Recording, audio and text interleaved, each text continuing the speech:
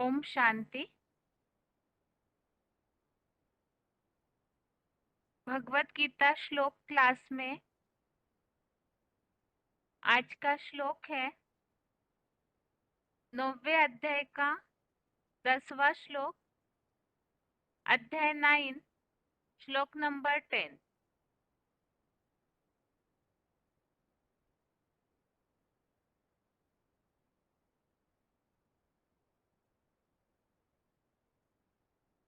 श्लोक है मयाध्यक्षेण प्रकृतिः सूयते सचराचरम् हेतुनानेन कौन्तेय जगत् विपरिवर्तते। श्लोक दोबारा। मयाध्यक्षेण प्रकृतिः सूयते सचराचरम् हेतुनानेन कौन्तेय जगत् विपरिवर्तते। श्लोक का संधि विच्छेद है मया अध्यक्षेण प्रकृति सूयते सचराचरम् हेतुना अनेन कौन्तेय जगत् विपरिवर्तते। संधि विच्छेद दोबारा। मया अध्यक्षेण प्रकृति सूयते सचराचरम् हेतुना अनेन कौन्तेय जगत् विपरिवर्तते। शब्दों के अर्थ है कौन्तेय अर्थात हे कुंती पुत्र, मयाध्यक्षेण इसमें दो शब्द है मया अध्यक्षेण। मया अर्थात मेरी, अध्यक्षेण अर्थात अध्यक्षता द्वारा, प्रकृति अर्थात प्रकृति, सचराचरम अर्थात जड़ चेतन सहित, सूयते अर्थात पैदा करती है, अनेन अर्थात इस, हेतुना अर्थात कारण से, जगत अर्थात जगत, विपरिवर्तते अर्थात विपरीती गति में परिवर्तित होता है। शब्दों के अर्थ दोबारा। कौन्तेय अर्थात हे कुंती पुत्र, मयाध्यक्षेण इसमें दो शब्द है मया अध्यक्षेण। मया अर्थात मेरी, अध्यक्षेण अर्थात अध्यक्षता द्वारा, प्रकृति अर्थात प्रकृति, सचराचरम अर्थात जड़ चेतन सहित, सूयते अर्थात पैदा करती है, अनेन अर्थात इस, हेतुना अर्थात कारण से, जगत अर्थात जगत, विपरिवर्तते अर्थात विपरीत गति में परिवर्तित होता है। श्लोक का अर्थ है, हे कुंती पुत्र, मेरी अध्यक्षता द्वारा प्रकृति जड़ चेतन सहित पैदा करती है। इस कारण से जगत विपरीत गति में परिवर्तित होता है। इसके पहले के श्लोकों में जैसे हम उल्लेख देख रहे थे, अव्यक्त मूर्तिनाथ के द्वारा इस संसार की, इस जगत का विस्तार होता है और उसी के बारे में आगे के श्लोकों में काफी सारी बातें आई, जैसे कल्पक्षय और कल्पादो, कल्प का अंत भी और कल्प की शुरुआत भी उन्हीं के द्वारा होती है। और जैसे कि इसके पिछले श्लोक में हमने उल्लेख देखा कि ये सारे कर्म करते हुए भी परमपिता शिव उदासीन की भांति रहते हैं, क्योंकि वो अनासक्त भी है। और आज के श्लोक में ये बात बताई कि मेरी अध्यक्षता द्वारा प्रकृति जड़ चेतन सहित पैदा करती है और इस कारण से ये जगत विपरीत गति में परिवर्तित होता है। तो विपरीत गति में परिवर्तित होना अर्थात क्या, उसके बारे में नीचे फुटनोट में और क्लैरिफिकेशन वाले अर्थ में कुछ बातें बताई है। तो क्लैरिफिकेशन सहित अर्थ है, हे कुंती पुत्र, कल्पादि काल की शूटिंग में मेरी अध्यक्षता द्वारा अर्जुन, आदम अथवा शंकर की मुझ समान हीरा जैसी बनी उसकी आत्म ज्योति प्लस लिंग अर्थात देह प्रकृति जड़ चेतन सहित बीज रूप रुद्राक्ष गणों को पैदा करती है। इस कारण से अधोमुखी मानवीय सृष्टि वृक्ष पीपल का जगत विपरीत गति में ऊर्ध्वमुखी परमात्मा रूप हीरो पाठधारी के योग बल द्वारा परिवर्तित होता है। और यहाँ जो उल्लेख आया हुआ है कि जगत विपरीत गति में ऊर्ध्वमुखी परमात्मा रूप हीरो पाठधारी के योग बल द्वारा परिवर्तित होता है, तो ये विपरीत गति अर्थात इसी के बारे में नीचे फुटनोट में स्पष्टीकरण है।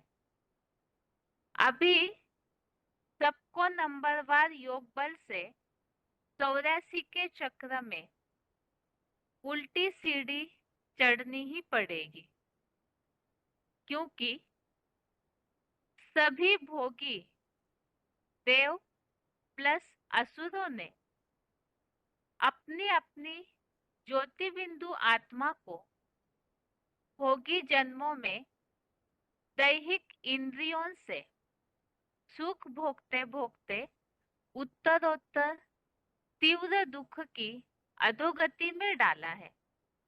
अतः अभोक्ता सदाशिव ज्योति बिंदु को आदम में पहचान कर याद करना ही है। इसके पहले श्लोक में जैसे हमने उल्लेख देखा है कि पतितन कामी कांटे में आने के बावजूद भी परमपिता शिव को कर्म बांधते नहीं, वो अकर्ता अभोक्ता ही रहते हैं, क्योंकि सब कर्मों में वो अनासक्त है। तो इसी बारे में यहाँ ये बात बताई कि सभी को जो नीचे गिर चुके हैं कलयुगांत में, कल्पांत में, तो सभी को ही योग बल के द्वारा इस 84 जन्मों की उल्टी सीढ़ी चढ़नी पड़ेगी, क्योंकि दैहिक सुख भोगते भोगते जो भी ऐसी देवात्माएं हैं, उन्होंने अपने आप को ही नीचे गिराया है और दुख की अधोगति में डाला है। अब ऊपर चढ़ना है, अर्थात उल्टी सीढ़ी चढ़नी है, तो उसका तरीका बताया कि जो अभोक्ता सदाशिव ज्योति बिंदु है, उनको आदम में पहचान कर, अर्थात जिस मुकर्रर तन में परमपिता शिव पाठ बजाते हैं, तो उनमें पहचान करके याद करना है। तो जितना याद करेंगे तो उस योग बल से उल्टी सीढ़ी चढ़ेंगे। तो ये श्लोक का अर्थ है, इसमें मूल बात, जो परमपिता शिव इस साकार सृष्टि पर आते हैं, तो उनकी अध्यक्षता के द्वारा ये जगत विपरीत गति में परिवर्तित होता है। तो परिवर्तित कैसे होगा, उसका तरीका बताया कि सबको योग बल के द्वारा उल्टी सीढ़ी चढ़नी है, और वो योग बल अर्थात ही सदाशिव ज्योति बिंदु को आदम में पहचान करके याद करना। इस श्लोक का अर्थ है, श्लोक का उच्चारण सुनते हैं, उसके बाद पॉइंट्स।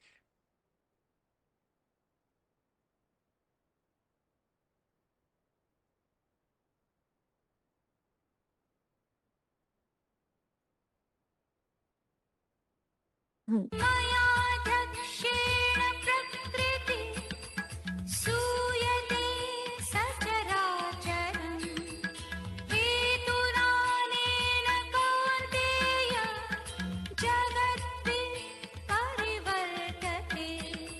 हे कुंती पुत्र, कल्पादि काल की शूटिंग में मेरी अध्यक्षता द्वारा अर्जुन आदम शंकर की मुझ शिव समान हीरा जैसी बनी उसकी आत्म ज्योति प्लस लिंग देह अर्थात प्रकृति जड़ चेतन सहित बीजरूप रुद्राक्ष गणों को पैदा करती है।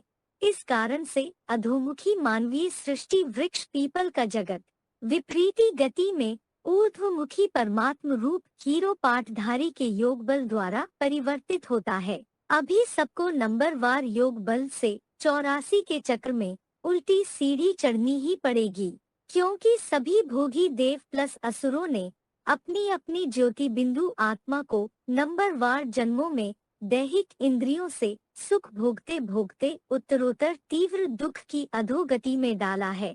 अतः अभोक्ता सदाशिव ज्योति बिंदु को आदम में पहचान कर याद करना ही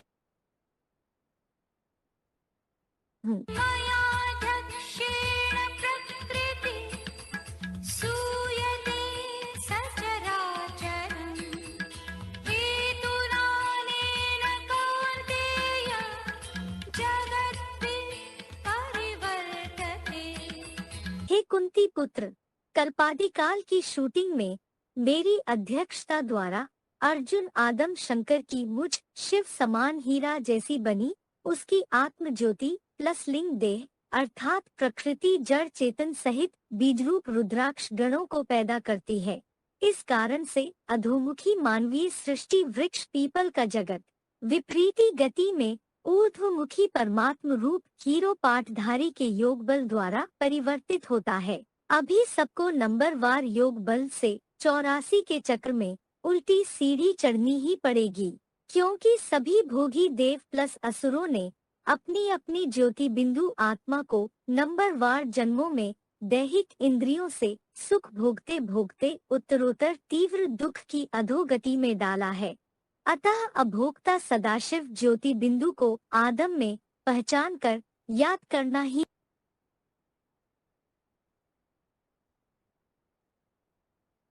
आगे है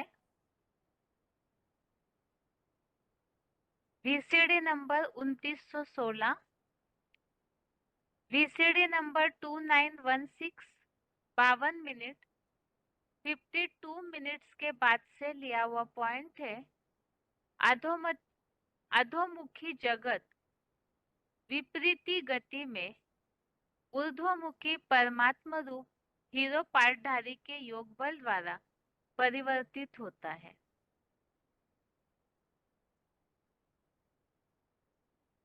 वो ब्रह्मा नामधारियों की रात होती है। अज्ञान अंधकार की रात फैलाते हैं, बनाते हैं इस दुनिया को। हाँ, भगवान बाप जो बनाते हैं ऊर्ध्वमुखी ब्रह्मा में प्रवेश करके वो क्या बनाते हैं? दिन बनाते हैं। क्या अधोमुखी ब्रह्मा में प्रवेश करके अधोमुखी दुनिया बनती है, और ऊर्ध्वमुखी में प्रवेश करते हैं तो दुनिया विपरीत गति से, दुनिया की सब आत्माएं उल्टी सीढ़ी चढ़ती है। 84 जन्म की 84 सीढ़ियां। क्या कहा? बुद्धि ऊपर जाती है कि नीचे उतरती है? जब भगवान आके पढ़ाते हैं तो ऊपर जाती है। तो उन्होंने गीता में तो लिख दिया विपरिवर्तित है। अब विपरिवर्तित का अर्थ भी तो समझाओ, सो कोई नहीं समझा। तो ये है ब्रह्मा के दिन की बात और ब्रह्मा के रात की बात। आगे है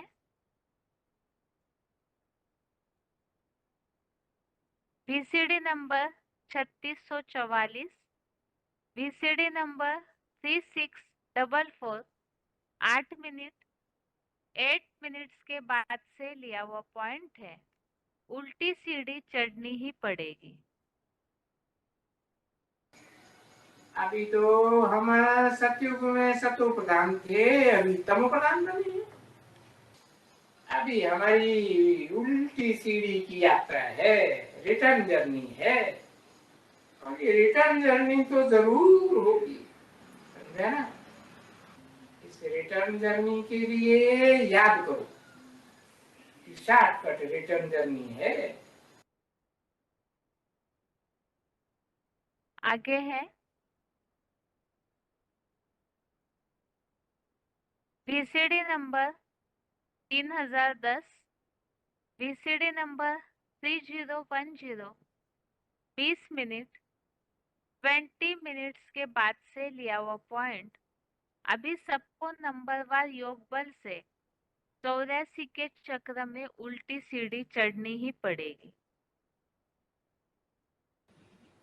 जब तलक तुम ये बाप को याद कर सकते हो तो करते रहो। करते करते ये सतयुग और त्रेता में कोई स्वप्न दोष फिर होगा ही नहीं, वहां कोई बुरा संकल्प आवेगा ही नहीं। नहीं, ये कायदा ही नहीं है। अभी तो उल्टी सीढ़ी चढ़ना है ना, तो क्या होगा? पहले कॉपर एज से सिल्वर एज तक पहुंचेंगे त्रेता में, फिर गोल्डन एज में पहुंचेंगे। तो सिल्वर एज में जब पहुंचेंगे तो फिर तुम्हारी कर्म इंद्रियां शांत हो जाएंगी, मन भी शांत हो जाएगा, तो वो सब हरकतें बंद होती जाएंगी, है ना? तो वो अपनी अपनी जांच भी करनी होती है ना कि हम कौन सी एज तक पहुंचे हैं। कलयुग में है, कॉपर में है, द्वापर में है, या स्वर्ग की सीढ़ी चढ़ना शुरू किया, स्वप्न दोष बंद हो गया? देखना है, अपन को चेक करना है। डिस्चार्ज होना बंद हुआ है कि हम सिल्वर एज तक पहुंचा हूं या नहीं पहुंचा हूं। तो ये पहचान बता दी क्या कि हम कहां तक पहुंचा हूं, क्योंकि वापस जाने का है ना। उल्टी सीढ़ी चढ़ना है या नहीं चढ़ना है, कि कलयुग में ही पड़े रहेंगे? नहीं। तो जब सिल्वर एज तक त्रेता में पहुंचे है, तब ये कर्मेंद्रियां जो चंचल होती हैं, इन बातों में वो सब बंद हो जाएंगी, है ना बच्चे? ये कर्मेंद्रियां वशीभूत हो जाएंगी, क्योंकि सतयुग और त्रेता में वश में थी ना। तो फिर जब तुम भी इस अवस्था में आएंगे, त्रेता अवस्था में आओ, तभी ये कर्मेंद्रियां वश में हो जाएंगी। फिर और ही आगे जाओ कि त्रेता तक पहुंच के थक जाएंगे सीढ़ी चढ़ते चढ़ते, है। वहां तो थकने की फिर कोई सहज हो जाएगा कि वहां कठिन हो जाएगा? वहां तो बहुत सहज हो जाएगा। फिर आगे जाओ सतयुग की अवस्था में, सतो प्रधान बन जाओ, तो फिर सारी कर्मेंद्रियां सब कुछ वश हो जाएंगी। क्योंकि है इस षष्ठी रूपी रंगमंच पर पार्ट बजाते हो तो कभी तो कर्मेंद्रियां वश में थी ना, तो वश में थी। तो ये कोई नई बात है कि यहाँ अभी कर्मेंद्रियों के वश हो, कल कर्मेंद्रियों को वश कर लेते हो पुरुषार्थ करते करते, है। नई बात लगती है क्या? नहीं। अब ये है रिटर्न जर्नी। क्या 84 की सीढ़ी है ना, ऊपर से नीचे उतरे, अब क्या करेंगे? अब रिटर्न वापस जाओ। हाँ, रिटर्न जर्नी है। इसी एक जन्म में ये रिटर्न जर्नी है। क्या रिटर्न होके कहां तक पहुंचेंगे? है, अरे बताओ, चढ़ते चढ़ते कहां तक पहुंचेंगे? कलातीत स्टेज तक पहुंचेंगे। है, वाह, एकदम कलातीत अतीन्द्रिय सुख तक पहुंच जाएंगे, है। हाँ, तो वो है 84 जन्म का। और ये है रिटर्न जर्नी। रिटर्न जर्नी में सबको ही पास करके कर्मातीत अवस्था में पहुंचना है। अरे सतो प्रधान अवस्था में पहुंचना है। आगे है VCD number 2983, VCD number 2983 1 minute 1 minutes के बाद से लिया हुआ पॉइंट है।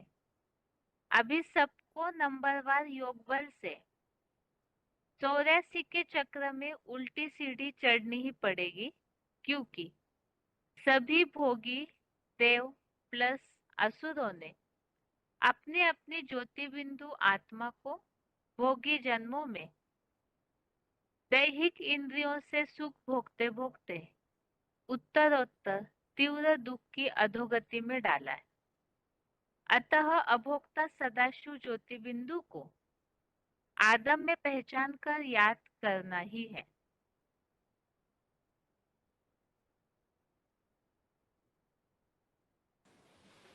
इस सीढ़ी की समझ कोई कम नहीं है। 84 डाके उतरने के चढ़ने के दिए है ना, तो बड़ी फर्स्ट क्लास समझ है एकदम। किसको भी तुम सीढ़ी के ऊपर समझाओ, कैसा भी कोई हो भी, तो उनको बोलो देखो 84 जन्म पुनर्जन्म तो मानते हो ना, तो पुनर्जन्म माना ही इस 84 की सीढ़ी में आना। समझे ना? पुनर्जन्म का अर्थ ही है कि पुनर्जन्म लेकर के सीढ़ी को नीचे आना, ये अर्थ निकलता है कि पुनर्जन्म लेते हैं। ऐसे कहीं कभी भी नहीं कहेंगे पुनर्जन्म लेते हैं और डाका ऊपर चढ़ते हैं, ऐसे कोई समझता होगा? नहीं, पुनर्जन्म माना ही नीचे उतरना। क्योंकि ये सभी बातें दुनिया के मनुष्य नहीं जानते हैं। क्यों नीचे उतरते हैं? है कारण क्या? पुनर्जन्म लेते लेते नीचे उतरने का क्या कारण? कि देह की इंद्रियों को याद करते हैं। देह तो विनाशी है, देह की इंद्रियों से सुख लेते हैं, वो भी विनाशी है। अविनाशी बात तो बाप आकर बताते हैं कि तुम देह नहीं हो, तुम अविनाशी आत्मा हो। तो आत्मिक स्थिति में टिकेंगे, देह को भूलेंगे, तो पुनर्जन्म लेंगे या सीढ़ी विपरीत गति से ऊपर चढ़ेंगे, है? क्योंकि आत्मा तो हल्की फुल्की और देह तो भारी वजन वाली, तो देह समझने से नीचे गिरते हैं, आत्मा समझने से ऊपर चढ़ते हैं। सो भी तब जब जिसने आत्मा का ज्ञान दिया, उस आत्मा के बाप को ज्ञान दिया कहो या जन्म दिया कहो, उस बाप को याद करेंगे। ऐसे नहीं कि मैं आत्मा ज्योति बिंदु, मेरा बाप ज्योति बिंदु, तो याद करेंगे तो ऊपर चढ़ जाएंगे, नहीं, समझ के याद करना है कि वो ज्योति बिंदु जो निराकार है इतना सूक्ष्म है कि इन आंखों से देखने में भी नहीं आता, चाहे अपना हो चाहे बाप का हो, चाहे कोई की भी ज्योति बिंदु आत्मा हो, अति सूक्ष्म, तो जब देखने में ही नहीं आती है, अव्यक्त है, तो पहचानेंगे कैसे, याद कैसे करेंगे, कौन सी आत्मा? तो बताया मुकर्रर रथ में प्रवेश करता हूं, मुकर्रर रूप से नई दुनिया की स्थापना करने के लिए। तो बाप को समझकर कि साकार में निराकार काम करता है, उस साकारी सो निराकारी को याद करते हुए है अपनी आत्मा के स्वरूप में टिकेंगे, तो पुनर्जन्म की बात ही नहीं है। कोई का भी पुनर्जन्म, कोई भी हो, भले इन ब्रह्मा के ऊपर भी आओ, क्योंकि पुनर्जन्म लेना माना ही डाका नीचे उतरना, कुछ न कुछ नीचे उतरेंगे।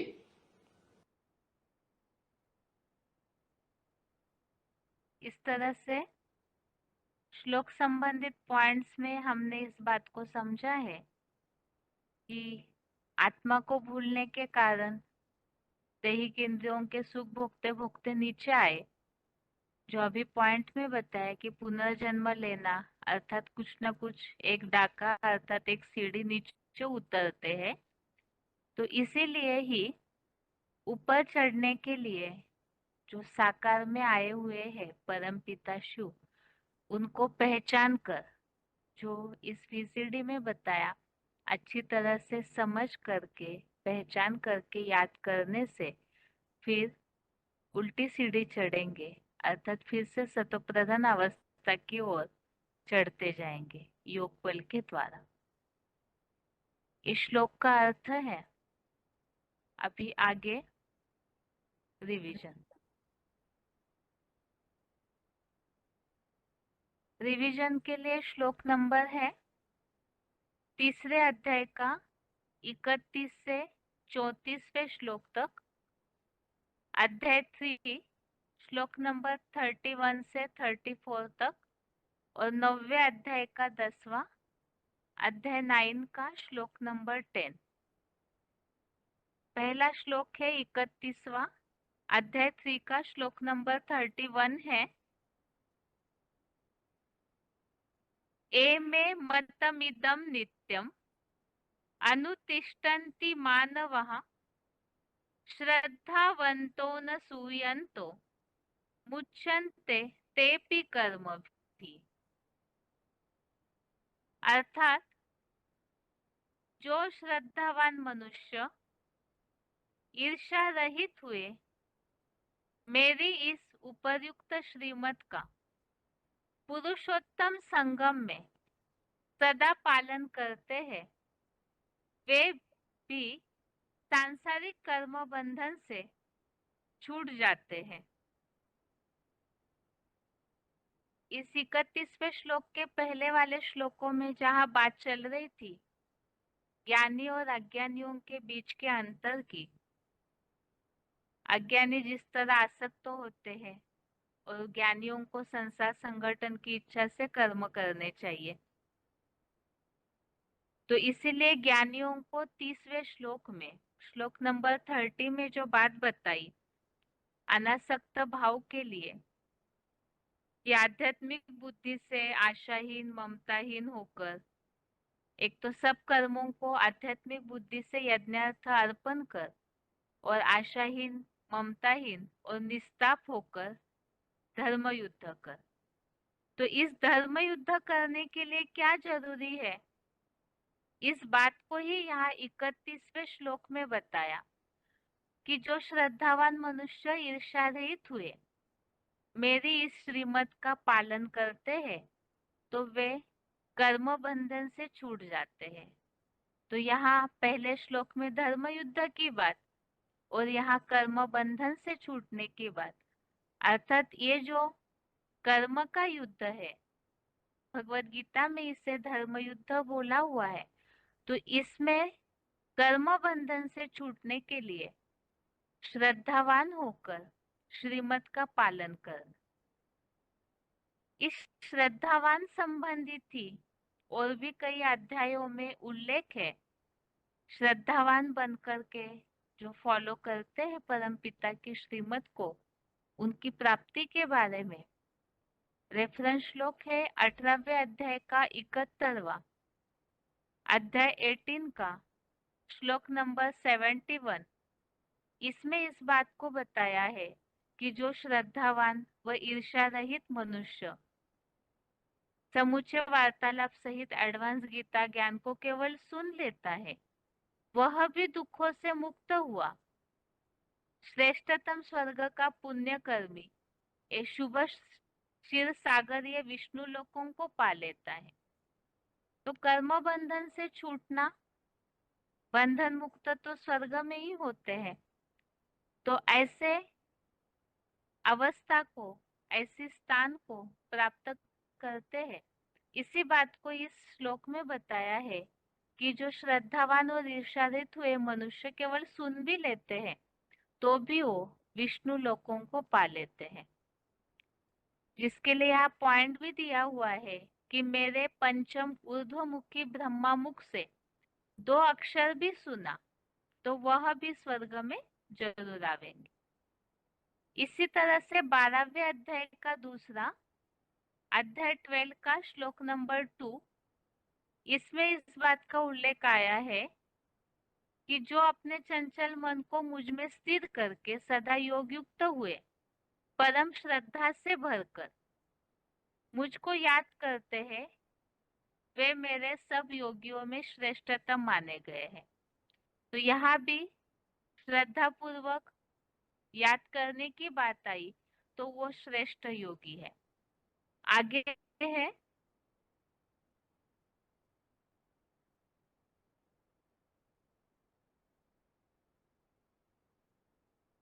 6वें अध्याय का 47वां, अध्याय 6 का श्लोक नंबर 47। इसमें भी ये बात आई है कि सब योगियों में भी जो श्रद्धा भावना वाला मेरे में लगाई मन बुद्धि द्वारा मुझको याद करता है तो उसे मैं श्रेष्ठ योगी मानता हूँ। तो यहाँ भी श्रद्धा भावना की बात आई कि जो श्रद्धा भावना से याद करते हैं वो श्रेष्ठ है। ऐसे चौथे अध्याय का 39, अध्याय 4 का श्लोक नंबर 39, इसमें उल्लेख है कि पूरा श्रद्धावान और सदा प्रयत्नशील संपूर्ण इंद्रिय दमनशील ज्ञान लेता है और ज्ञान पाकर शीघ्र ही परम धाम की शांति पाता है। तो श्रद्धावान लभते ज्ञानम, जो श्रद्धावान है वही ज्ञान प्राप्त करता है और ज्ञान प्राप्त करके फिर शांति को भी प्राप्त करता है। और 12वें अध्याय का 20वां, अध्याय 12 का श्लोक नंबर 20, इसमें भी बताया है कि मेरे परम आश्रित हुए श्रद्धावान ऊपर कहे गए इस धारणामृत का भली भांति उपासक है, वे भक्त मुझे अति प्यारे हैं। तो यहाँ भी धारणामृत अर्थात ज्ञान को ही अमृत कहा जाता है। तो जो परम आश्रित हुए श्रद्धावान, ऐसे जो इस धारणामृत के उपासक है तो वो अति प्रिय है। इस तरह से श्रद्धावान संबंधित बातों के लिए उल्लेख अभी आगे है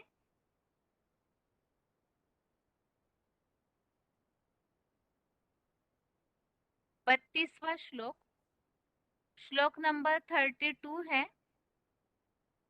ये त्वेतदभ्य सूयन्तो नानुतिष्ठन्ति मे मतम् सर्व ज्ञान विमूढ़ास्तान् विद्धि नष्टान चेतसः। अर्थात, किंतु जो मेरे मुकर्रर रथ से ईर्ष्या करने वाले लोग मेरी इस श्रीमत का ठीक से पालन नहीं करते, उन बुद्धुओं को संपूर्ण सच्ची गीता एडवांस ज्ञान से कलयुगांत में बनने वाले नास्तिकों या अर्ध नास्तिकों जैसा विशेष मूर्ख और नष्ट हुआ जान। पहले श्लोक में श्रद्धावान की बात आई कि जो श्रद्धा वाले हैं वो ज्ञान प्राप्त करते हैं, शांति प्राप्त करते हैं, पद की भी प्राप्ति करते हैं। और इस श्लोक में आया है कि जो अश्रद्धावान है, यहाँ जो उल्लेख आया श्लोक में ईर्ष्या करने वाले, मुकर्रर रथ से ईर्ष्या करने वाले, जो श्रीमत का पालन नहीं करते, तो उन्हें इस संपूर्ण ज्ञान से विशेष मूर्ख और नष्ट हुआ जान।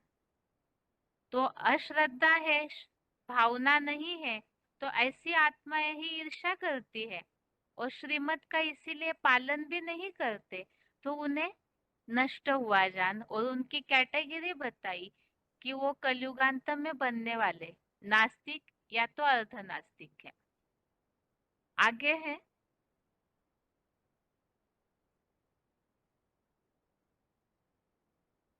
इसी 32वें श्लोक संबंधित रेफरेंस श्लोक चौथे अध्याय का 40वां अध्याय 4 का श्लोक नंबर 40 है।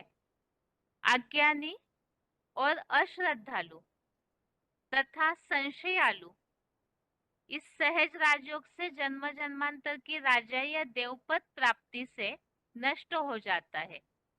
संशयालु व्यक्ति को न यह संसार है, न पारलोकीय स्वर्ग, न विष्णु लोकीय अतीन्द्रिय सुख है। तो जो अज्ञानी और अश्रद्धालु और संशयालु, तो ऐसी आत्माएं ही श्रीमत को फॉलो नहीं करेगी। तो ऐसे संशयालुओं को बताया कोई भी प्रकार का सुख नहीं है। और 18वें अध्याय का 58वां अध्याय 18 का श्लोक नंबर 58, इसमें इस बात का उल्लेख है कि मेरी प्रसन्नता से सब विघ्न रूप दुर्गों रुकावटों को पार करेगा। और यदि मेरे बिंदु रूप में हठपूर्वक या जबरियन चित्तमग्न हुआ तू अहंकार के कारण मेरी श्रेष्ठ मत भरी बातें नहीं सुनेगा, तो सर्वथा नष्ट हो जाएगा। तो इस श्लोक में इस बात का उल्लेख आया हुआ है कि जो अहंकार के कारण श्रीमत को फॉलो नहीं करते हैं, तो उनके लिए बताए। यहाँ तो अव्वल नंबर अर्जुन के लिए खास परमपिता शिव बता रहे हैं कि तेरा विश्वनाथ का उच्च पद सर्वथा नष्ट होगा। ऐसे नंबरवार जो ज्ञान अर्जन करने वाले हैं उनके लिए भी कि अहंकार के कारण अगर श्रीमत फॉलो नहीं करते तो सर्वथा नष्ट हो जाएगा। इसी तरह 16वें अध्याय का 23वां अध्याय 16 का श्लोक नंबर 23 है। जो गीता विधान को छोड़, गीता विधान अर्थात श्रीमद् भगवद गीता, भगवद गीता ही एक श्रीमत है, मानवीय जीवन के परिवर्तन का शास्त्र। तो उस गीता विधान को छोड़ मनमत या कोई भी मानव मत प्रमाण चलता है, वह न सिद्धि को, न सुख को, न कलातीत वैकुंठ की विष्णु लोकीय परम गति को पाता है। तो इस 32वें श्लोक में ही जो बात आई कि नास्तिक या अर्ध नास्तिकों जैसा नष्ट हो जाएगा, तो यहाँ यही बात आई कि वो परम गति प्राप्त नहीं होती, अर्थात पद जो है, जो स्वर्गीय दुनिया में मिलने वाला पद, उससे वंचित हो जाते हैं। आगे है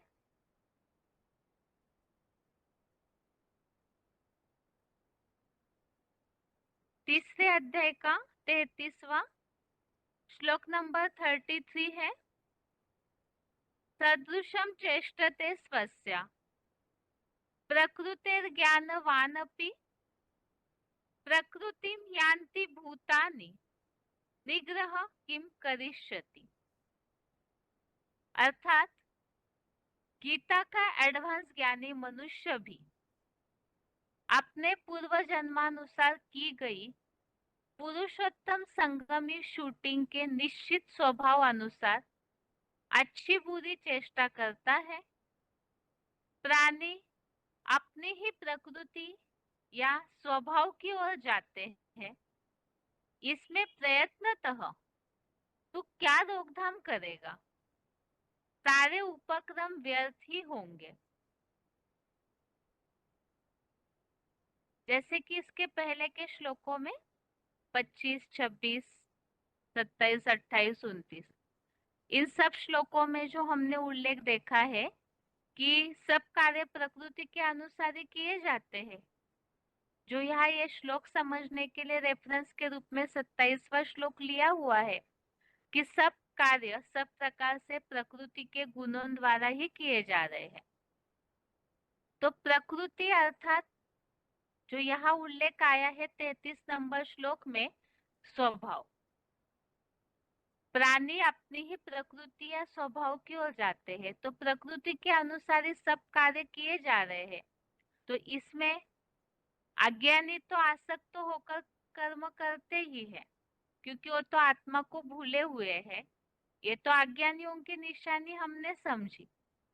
और इस श्लोक में ये बताया कि ज्ञानी मनुष्य भी अपने पूर्व जन्मों के किए हुए जो शूटिंग की हुई है, तो उस अनुसार उस स्वभाव अनुसार अच्छी या बुरी चेष्टा करते हैं। अर्थात अपने ऐसे अच्छे या बुरे कर्म करते हैं। तो प्राणी अपने प्रकृति या स्वभाव की ओर ही जाते हैं। जैसे स्वभाव बना हुआ है, नेचर जिसे कहते हैं लोग, तो उसी ओर जाते हैं। इसमें रोकथाम क्या करेगा? तो अज्ञानियों को तो विचलित करना ही नहीं है। और इस श्लोक में बताया कि ज्ञानी भी अपने स्वभाव अनुसार कर्म करते हैं, तो उसमें कैसे रोकथाम करेंगे। इस श्लोक समझते समय हमने इस बात को समझा था कि इसीलिए ही जो जैसे करता है, जो करेगा सो वैसे पाएगा, इस अनुसार केवल जो भी देखते हैं उसका रिपोर्ट देना है, लेकिन बाकी रिपोर्ट दे करके साक्षी होकर के हर एक के कर्मों को देखना है। जो यहाँ उल्लेख आया है, सारे उपक्रम व्यर्थ ही होंगे। तो इसीलिए इन सब स्थितियों में अपनी अवस्था विचलित नहीं करनी है। आगे है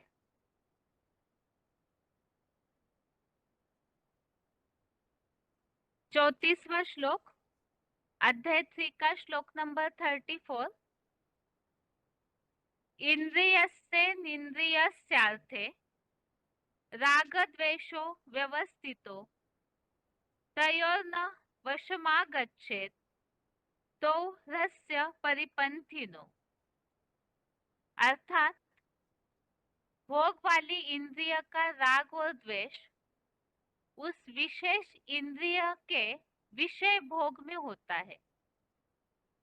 उन दोनों राग द्वेष के वश में न आए। समत्वम योग उच्यते। दूसरे अध्याय का 48वें श्लोक में उल्लेख है, क्योंकि वे दोनों इस आत्मा के शत्रु हैं। राग और द्वेष इस आत्मा के शत्रु है, तो वो राग और द्वेष उनके वश में नहीं आना है। और उनकी पहचान बताई, राग और द्वेष के वश में नहीं आना, उनके प्रभावित नहीं होना, अर्थात न अटैचमेंट हो, न आसक्ति हो, न घृणा हो। तो इसके लिए बताया कि ये राग और द्वेष उन इंद्रियों के विषय भोगों में, हर इंद्रिय का जो अपना अपना कर्म नूंधा हुआ है, उस कर्म से आंखों के द्वारा देखना, कानों के द्वारा सुनना, ये उस इंद्रिय का कर्म भी है और साथ में उन इंद्रियों का विषय भोग भी है। अर्थात उन्हीं इंद्रियों से वैसा सुख ग्रहण करते हैं तो वो विषय भोग होता है उसके वश में न आए अर्थात प्रभावित न हो। और इसी के लिए बताया समत्वम योग उच्यते। तो प्रभावित न हो अर्थात कैसी स्थिति होनी है, इसके लिए यहाँ रेफरेंस श्लोक भी दिए हैं। उदासीन वदासीन, इसमें 9वें अध्याय का 9वां और 14वें अध्याय का 23वां श्लोक।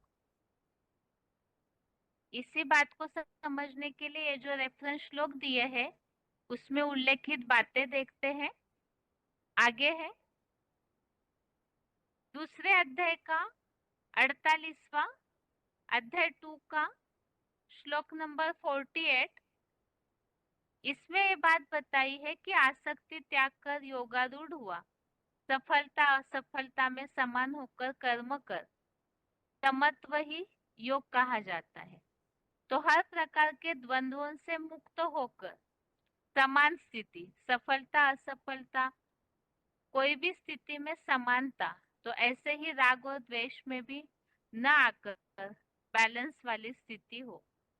तो वो कैसी होनी चाहिए, जिसका उल्लेख 9वें अध्याय के 9वें अध्याय 9 का श्लोक नंबर 9 में है कि जैसे परमपिता को कर्म, वे कर्म मुझको उदासीन समान अभोक्ता रहने वाले को नहीं बांधते क्योंकि उन कर्मों में अनासक्त हूँ। तो जैसे परम पिता हर कर्म में अनासक्त है, अभोक्ता अकर्ता है आत्मिक स्थिति के द्वारा, तो इसी तरह से ऐसी स्थिति धारण करे। और 14वें अध्याय का 23वां अध्याय 14 का श्लोक नंबर 23, इसमें उल्लेख है उदासीन की भांति रहते हुए भी जो प्रकृतिगत मर्ज इमर्ज हुए माया निर्मित सत रज और तम गुणों से हिलता नहीं है, क्योंकि ये गुण तो आवर्तन करते ही है, तो कैसी भी परिस्थिति में पुरुषार्थ में कभी डोलता नहीं। तो राग और द्वेष के वश में ना आए। जो इस श्लोक में जो उल्लेख है कि ये तो सब सत्व रजादि जो गुण है उनका आवर्तन होता है, तो इसीलिए उनके प्रभाव में ना आकर के सात्विक बुद्धि से स्थिर रहना। ये तो तीसरे अध्याय के श्लोकों की रिवीजन हुई। अभी आगे है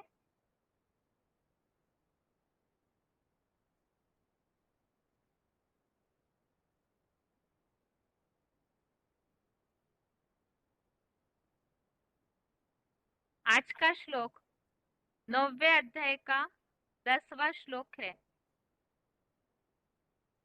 मयाध्यक्षेण प्रकृति स्तूयते सचराचरम हेतु नानेन कौन्तेय जगत विपरिवर्तते।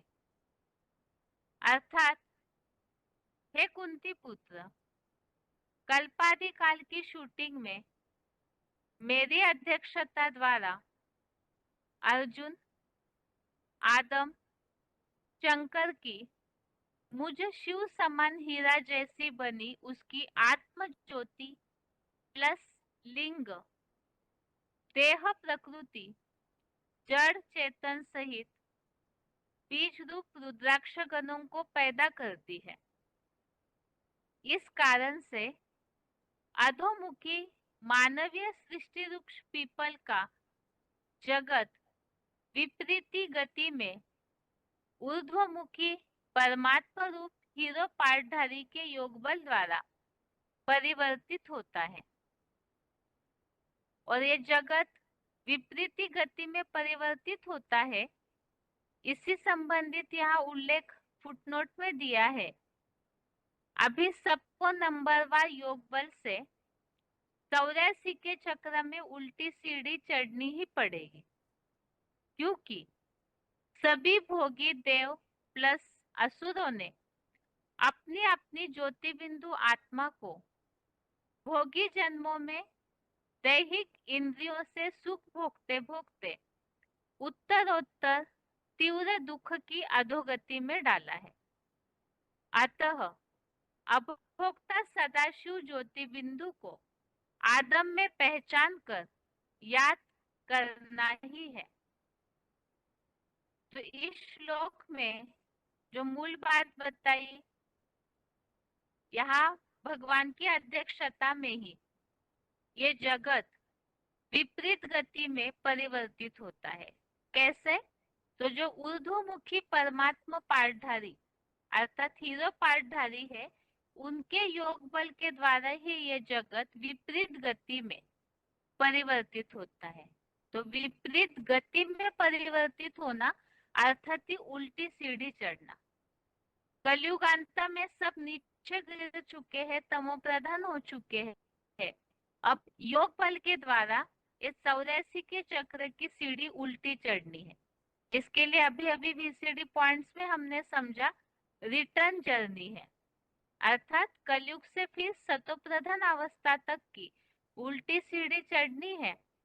और ये इसीलिए चढ़नी है क्योंकि सभी ने दैहिक इंद्रियों का सुख भोगते भोगते अधोगति हुई है, अर्थात दुख में गिरे हैं।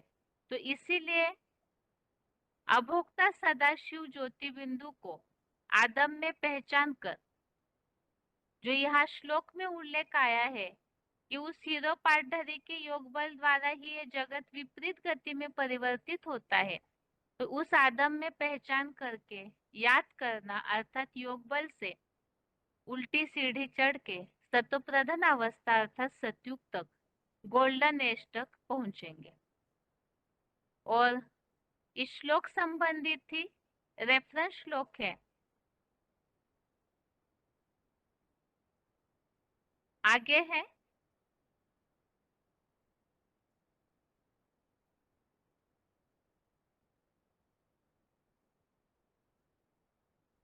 सातवें अध्याय का 6वां अध्याय 7 का श्लोक नंबर 6।